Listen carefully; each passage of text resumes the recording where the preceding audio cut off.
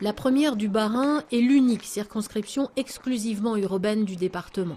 Elle va des beaux quartiers de l'Orangerie et du Comtade jusqu'à la périphérie ouest de Strasbourg, Montagne Verte et Königshofen. C'est là que le candidat Front National a choisi de nous rencontrer sur la friche de l'ancienne brasserie Gruber, un secteur dans lequel le FN a fait 16% au régional de décembre dernier. Les personnes qui vivent ici sont confrontées particulièrement aux choses qu'on dénonce depuis plusieurs années. Voilà, il y a un chômage qui est plus important, il y a une insécurité qui est plus importante aussi. Voilà, les personnes sont réceptives à notre discours et de la même façon ils attendent de nous voir sur le terrain, donc j'y vais autant que possible et c'est aussi pour ça que je suis là aujourd'hui.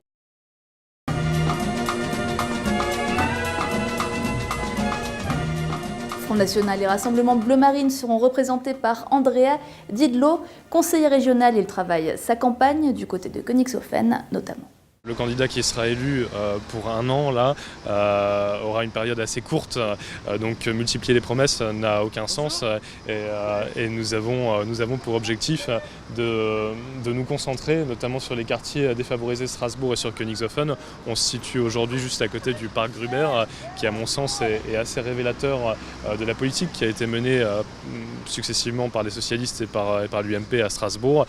Ce site est un site historique qui accueille la brasserie Gruber à rayonnement national et aujourd'hui il est totalement délaissé à l'état de décharge sauvage, tagué, squatté et j'ai annoncé qu'avec ma réserve parlementaire notamment et le moyen de pression qu'ont un député, j'axerai mes efforts pendant un an sur ce site qui a vocation à se développer économiquement et à développer tout le quartier par là même. Je rappelle que le Front National et Rassemblement Bleu Marine ne disposent que deux seuls députés à l'Assemblée nationale, deux sénateurs aussi, donc c'est très peu et je crois qu'aujourd'hui les Français ont besoin d'être représentés quand ils ont l'impression d'être totalement chantés démocratiquement. En quelque sorte avec le 49.3 il y a peu c'était la même situation, donc les Français ont envie d'être représentés dignement on va dire et je souhaite le faire pour les Strasbourgeois.